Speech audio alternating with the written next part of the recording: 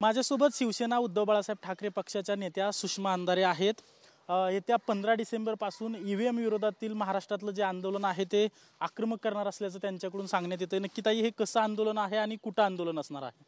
ईव्हीएमच्या विरोधात राज्यभरातली आंदोलनाची धार दिवसेंदिवस वाढत आहे आणि त्याचाच भाग म्हणून हिवाळी अधिवेशनाच्या पार्श्वभूमीवर नागपूरला येत्या 15 डिसेंबरला साधारण छत्रपती शिवाजी महाराज पुतळ्यापासून ते राजपक्षा ग्राउंड मेडिकल चौकपर्यंतची मोठी रॅली असेल, ज्याच्यात महाविकास आघाडीचे सगळ्याच पक्षांचे नेते सामील होतील। वेगवेगळ्या सामाजिक संघटनासुद्धा त्याच्यामध्ये सामील होत आहेत आणि त्यानंतरची एक विराट जनसभा असेल। आणि राज्यभरामध्ये अशाच पद्धतीने जो मार्केटवाडीला जो मॉकपोल झाला त्या पार्श्वभूमीवर राज्यभरात मॉकपोल उभं करणं, स्वाक्षरी आंदोलन करणं, वेगवेगळ्या माध्यमातून लोकांमध्ये जनजागृती करणं आणि त्याच वेळेला देशपातळीचं आंदोलन उभं करणं, अशा टप्प्याटप्प्याने ईव्हीएम विरोधातलं आंदोलन उभं राहत आहे। महाविकास आघाडी म्हणून तुम्ही ईव्हीएम विरोधाचं आंदोलन जे आहे ते आक्रमक करताना दिसतंय। मात्र काल शरद पवारांची अमित शहांनी आणि अजितदादांनी भेट घेतलेली आहे, त्यावर तुमची प्रतिक्रिया काय आहे? बघा, काल TV9ला बोलताना मी काल सकाळी असं म्हटलं की कौटुंबिक संबंध हे सगळ्यांना असतात आणि ते जपले गेले पाहिजेत। त्या न्यायाने काल सन्माननीय अजितदादा असतील किंवा पवारसाहेब असतील यांची वाढदिवसाच्या निमित्तानं भेट होणं हे सहज स्वाभाविक आहे, त्यामुळे त्याच्याकडे फार काही चष्मा लावून मला बघावंसं वाटत नाही। परंतु त्या निमित्ताने एकीकडे अमित शहांनी अत्यंत वाईट पद्धतीने पवारसाहेबांच्याबद्दल बोलावं किंवा अमित शहांच्या पक्षातले काही आमदार यांनी मार्केटवाडीमध्ये जाऊन पवारसाहेबांच्या बद्दल जी अत्यंत गलिच्छ आणि असंसदीय शब्दप्रयोग केले, त्यानंतर पुन्हा अमित शाह आणि पवारसाहेबांची भेट होणं हे नाही म्हटलं तरी महाविकास आघाडीला थोडंसं अस्वस्थ करणारं असतं। अस्वस्थ म्हणजे लगेचच कुणी काही अविश्वास व्यक्त करते असं नाही, परंतु महाविकास आघाडी म्हणून जेव्हा आपण सगळे निर्णय एकत्रित घेत आहोत, एक सुरामध्ये बोलत आहोत आणि जेव्हा की आदरणीय पवारसाहेबांच्या संबंधाने इतर पक्ष जरी कुणी बोलले तर महाविकास आघाडीचा भाग म्हणून आम्ही सुद्धा सगळे ती बाजू फार ताकदीनं मांडायचा प्रयत्न करत आहोत। अशा सगळ्या परिस्थितीमध्ये विशेषतः मार्केटवाडीमध्ये ज्या पद्धतीने हे सगळे आमदार बोलले, हे शक्य आहे का की महाराष्ट्र भाजपाच्या वरदहस्ताशिवाय ही लोक तिथे जातील आणि ज्या पद्धतीने राम सातपुतेने हाबूक ठोकून याला घोडा लावतो, त्याला पाणी पाजतो, याला हे करतो, ही भाषा त्यांनी पवारसाहेबांबद्दल वापरली आणि ती देवेंद्रजींच्या आशीर्वादाने वापरली आणि देवेंद्रजी अमित शहाच्या आशीर्वादाने मुख्यमंत्री झालेत। म्हणजेच if A is equal to B, B is equal to C, it means that A is equal to C.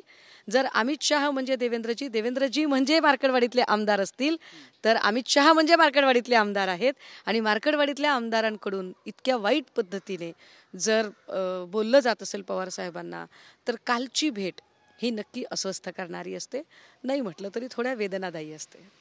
दुसऱ्या बाजूला संजय राऊतांनी दावा केलेला आहे की शरद पवारांचे 5 खासदार फोडा असा अजितदादा गटाला ऑफर दिली तर प्रफुल्ल पटेलांना केंद्रात मंत्रिपद देऊ। मला असं वाटतं की त्याच्यात काय आहे की संसदीय राजकारणामध्ये मी एकतर हाऊसमध्ये काम करत नाही आणि त्यातली त्यात जे संसदीय राजकारण आहे तिथे सन्माननीय संजय राऊत साहेब हे खासदार आहेत, त्यामुळे दिल्लीतल्या घडामोडी काय आहेत ते माझ्यापेक्षा अधिक राऊत साहेबांना जास्त चांगल्या माहीत आहेत, त्यामुळे ते त्यावर अधिक अधिकारवाणीने बोलू शकतात। मात्र एक नक्की आहे की काल ज्या पद्धतीने एका TV चॅनलवर डिबेटमध्ये प्रवीण दरेकरजी बोलत होते आणि दरेकरजी ऑपरेशन लोटस आम्ही करणार हे अभिमानाने मिरवत होते। खरं तर ज्या गोष्टीची लाज वाटायला पाहिजे, ज्या गोष्टीबद्दल स्वतःला शरम वाटली पाहिजे, ती गोष्ट जेव्हा अत्यंत अभिमानाने मिरवली जाते की होय आम्ही तुमचे आमदार खासदार फोडणार आहोत, तेव्हा निश्चितपणे दरेकरांचं स्टेटमेंट, बावनकुळेंचं स्टेटमेंट की एवढे लोकांच्या आम्ही संपर्कात आहोत किंवा ते आमच्या संपर्कात आहेत, या म्हणण्याला अधिक धार प्राप्त होते जेव्हा राऊत साहेबही त्यावरती बोलत असतात तेव्हा। राज्यातील महापालिकेच्या निवडणुका एप्रिल नंतर होणार असल्याचं स्पष्ट झालंय। 22 जानेवारीला सुप्रीम कोर्टात याबद्दल सुनावणी होणार आहे। सध्याच्या परिस्थितीत 34,000 लोक ज्या लोकप्रतिनिधीच्या जागा रिक्त असल्याची माहिती समोर येते। महापालिका किंबहुना स्थानिक स्वराज्य संस्थांच्या निवडणुका लावायला भाजपा घाबरत होती आणि वारंवार भाजपाकडे अनेकांनी म्हटलं की तुमच्यात हिंमत नाही आहे का तुम्ही स्थानिक स्वराज्य संस्थांच्या निवडणुका पुढे पुढे ढकलताय. अगदी सुरुवातीच्या काळात त्यांनी ओबीसी आरक्षण वगैरे मुद्दे पुढे आणले, परंतु नंतर ते आरक्षण ॲज इट इज ठेवून निवडणुका लावल्या जातील असंही कोर्टानेही सांगितलं होतं. असं सगळं असताना सुद्धा भाजपाने जाणीवपूर्वक 5 वर्ष किंबहुना त्यापेक्षा अधिक काळ प्रशासकावरती धकवलेला आहे. परंतु शहरातल्या छोट्या छोट्या जेव्हा घटना असतात गटर मीटर वॉटरच्या आणि ती प्रकरणं असतात तेव्हा ती लोकप्रतिनिधी असतील तर कशी सोडवायची. पण मला असं वाटतंय की EVMच्या कृपेने जे सरकार अस्तित्वात आले त्या सरकारचा आत्ता जो कॉन्फिडन्सशी गेला पोचलेला आहे त्यानंतर आता निश्चितपणे ते स्थानिक स्वराज्य संस्थांच्या या निवडणुका घेण्यासाठी पुढे येतील. मात्र या निवडणुका बॅलेटवर व्हाव्यात यासाठी आम्ही आग्रही आहोत. महापालिकेच्या निवडणुकामध्ये तुमचा पक्ष ठाकरे गट अर्थात स्वबळाचा नारा देणार आहे आणि संजय राऊतांनी तसे संकेत देखील दिलेले आहेत.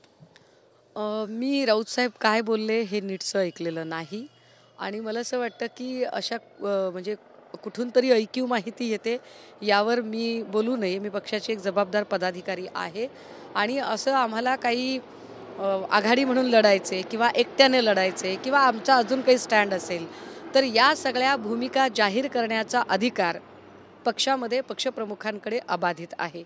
त्यावर मी बोलणं अजिबात उचित नसेल. या संदर्भातली जी काही भूमिका असेल ती पक्षप्रमुख मांडतील. एकनाथ शिंदेंनी दिल्ली दौरा रद्द केल्यानंतर बावनकुळेंनी एकनाथ शिंदेंची जाऊन भेट घेतलेली आहे. खरं तर भाजपकडून एकनाथ शिंदेंना भेटण्यासाठी दूत जे पाठवले जाते ही दुसरी वेळ आहे. नेमकं काय चाललंय ताई? एक जुनं फार चांगलं गाणं आहे बघा, की काय ते गाणं आहे, ओ दिलबर जानिया रूठने मनाने में कहीं बीत न जाए जिंदगानिया. हे जे फडणवीस आणि शिंदेंचं जे रूठने मनाने की जो खेळ चालू आहे यामध्ये महाराष्ट्रातल्या लोकांच्या जीवाशी खेळ होतोय. शिंदेंना महत्त्वाची जी हवी आहे ती खाती काही देणार नाही आहे भाजपा. गृह खातं असेल किंवा अजून महत्त्वाचे अर्थ नगर विकास खाती असतील अशी खाती शिंदेंकडे जाणार नाहीत आणि शिंदे वारंवार अडून बसणार. या सगळ्यांमध्ये त्यांना खाती द्यावी की न द्यावी हा सर्वथा प्रश्न, हा सरकारचा प्रश्न, त्यांचा अंतर्गत प्रश्न आहे. परंतु त्यामुळे जे लांबत चाललेलं खाते वाटप आहे 20 तारखेला निकाल लागलेले आहेत आणि आता नवी पुढची 20 तारीख येऊ घातलेली आहे. अजूनही राज्याला गृहमंत्री नाही आहे, अर्थमंत्री नाही आहे, शिक्षण मंत्री नाही, बालविकास मंत्री नाही. या सगळ्यांचा अर्थ काय? मला असं वाटतं भारतीय जनता पार्टीने भलेही सगळी खाती स्वतःकडे ठेवावीत काय जे असेल ते, परंतु आम्ही कुणाला प्रश्न विचारायचे, जाब विचारायचे त्यासाठी त्या खुर्चीला मंत्री आता असला पाहिजे असं वाटतंय. एकनाथ शिंदेंच्या गटातील जे जुने 3 मंत्री होते अब्दुल सत्तार असतील, दीपक केसरकर असतील किंवा तानाजी सावंत असतील यांना डिच्चू देऊन आता नवीन चेहऱ्यांना संधी देणार असल्याची एक माहिती समजते ताई. नाही, मला त्यांच्या अंतर्गत गोटातलं काही माहिती नाही आणि त्यावर त्यांनी काय निर्णय घ्यावा हा सुद्धा त्यांचा प्रश्न आहे. मात्र तानाजी सावंतांच्या संबंधाने आम्ही उद्या महामहिम राज्यपाल महोदयांची भेट घेत आहोत आणि तानाजी सावंतांनी जो बनावट औषध घोटाळा केलेला आहे त्या बनावट औषध घोटाळा प्रकरणी ज्या काही पद्धतीने त्यांनी औषध खरेदी प्राधिकरणकडून ते टेंडर पारित करून घेतलं, यातल्या 2 कंपन्या गुजरातच्या आणि त्या गुजरातच्या कंपन्या अस्तित्वातच नाही अशी तपासात माहिती पुढे येते.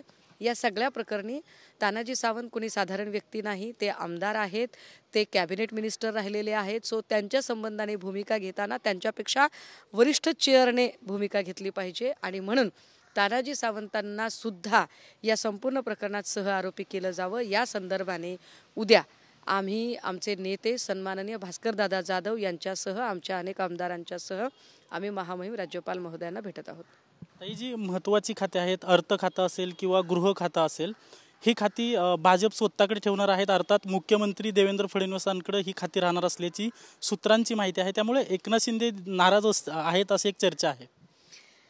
नाही, मी काय म्हटलं की खाती कोणती कुणाला द्यावीत काय नाही हा कम्प्लिटली भाजपाचा प्रश्न आहे. त्यावरती आपण काही बोलण्यात काही अर्थ नाही. मला असं वाटतं की आता शिंदे साहेबांनी सुद्धा हे स्वतः समजून घेतलं पाहिजे की बळी तो कानपिळी असतो आणि भाजपा वापरते आणि फेकून देते. भाजपाला शिंदेंची कसलीच गरज उरलेली नाही.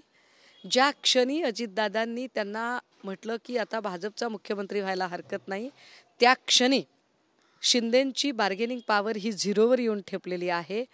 अगदी अजितदादांनी जुने स्कोर सेटल करत शिंदेंचा बदला पूर्ण केला असं म्हटलं तरी चालेल, अशी ती परिस्थिती आहे.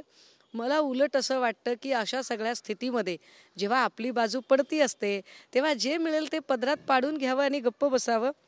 या न्यायाने त्यांनी ते पदरात पाडून घेतलं पाहिजे.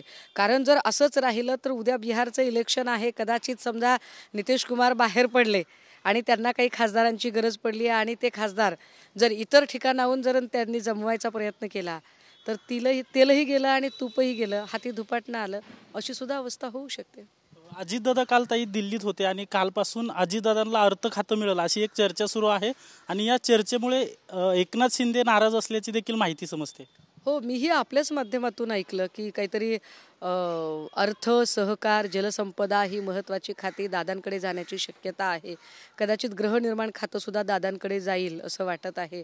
त्याच वेळेला सार्वजनिक बांधकाम, शिक्षण, महिला बालकल्याण वगैरे खाती जी आहेत, म्हणजे थोडक्यात बिनमहत्त्वाची जी खाती आहेत ती कदाचित शिंदेंच्या वाट्याला जातील आणि गृह खातं भाजपा स्वतःकडे ठेवेल.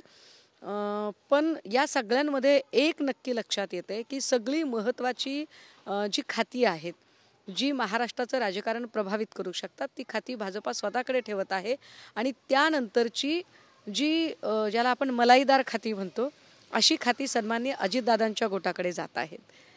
हे सगळं पाहता शिंदेंचं भविष्य काय, हा नक्कीच एक गंभीर चिंतनाचा विषय असेल.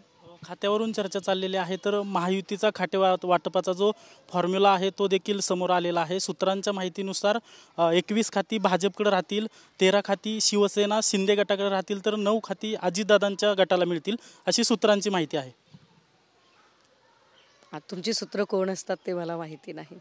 तुमच्या सूत्रांनी माहिती दिली आहे, काय त्याचं तथ्य काय ते येणारा काळ ठरवेल. परंतु एक नक्की आहे, शिंदेला 13 खाती मिळत आहेत. आणि काहीही असलं तरी हे बघा, ते किती वाईट वागले तरी ते सगळे आमचे भाऊ आहेत. त्यामुळे भावांच्या भविष्याची काळजी वाटणं फार स्वाभाविक आहे. मला तर माझा सगळ्या भावांना सल्ला असेल, फार उसवे फुगवे दाखवू नका, नाहीतर कदाचित दादा जर जास्त सक्रिय झाले आणि दादांची आणि अमित शहा यांची ज्या पद्धतीने जवळीक वाढते ती बघता कदाचित ही 13 खाती सुद्धा हातातली निघून जातील. त्यामुळे फार अडून न बसता पटकन आपली जी मिळतात खाती ती त्यांनी घेतली पाहिजेत. ताई, टिपू सुलतानाची जयंतीची जी रॅली निघते त्याच्यावर बंदी घालता येणार नाही असं न्यायालयाने टिप्पणी केलेली आहे. पुणे ग्रामीण पोलिसांनी यावर निर्णय घ्यावा असं न्यायालयाकडून सांगण्यात आलेलं आहे. एकूण ज्या प्रत्येक समुदायाचे काही आयकॉन असतात आणि त्या आयकॉनबद्दल आपल्याकडे according to Indian constitution chapter 3 article 19 everyone has that right की कलम 19 नुसार श्रद्धा, उपासना आणि आराध्य जपण्याचे स्वातंत्र्य आपल्याला मिळालेले आहे. त्यानुसार टिपू सुलतान हे आराध्य आणि आयकॉन म्हणून ज्या लोकांना वाटतात त्यांना त्याची जयंती साजरी करण्याचा अधिकार जर कोर्ट देत असेल तर मला असं वाटतं की कोर्टाच्या निर्णयाचा सुद्धा सन्मान झाला पाहिजे. नक्कीच महायुतीच्या मंत्रिमंडळ विस्तारामध्ये सर्व महत्त्वाची खाती जी आहेत ती भाजप स्वतःकडे ठेवेल असा एक अंदाज सुषमा अंधारे यांच्याकडून वर्तवण्यात आला आहे. कॅमेरा पर्सन अभिजित पिसेसह अजिंक्य धायगुडे, TV9 मराठी, पुणे.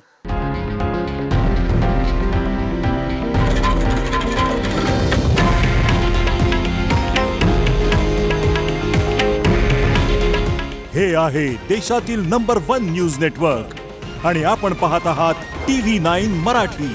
काळजी तुमची, हित महाराष्ट्राचं.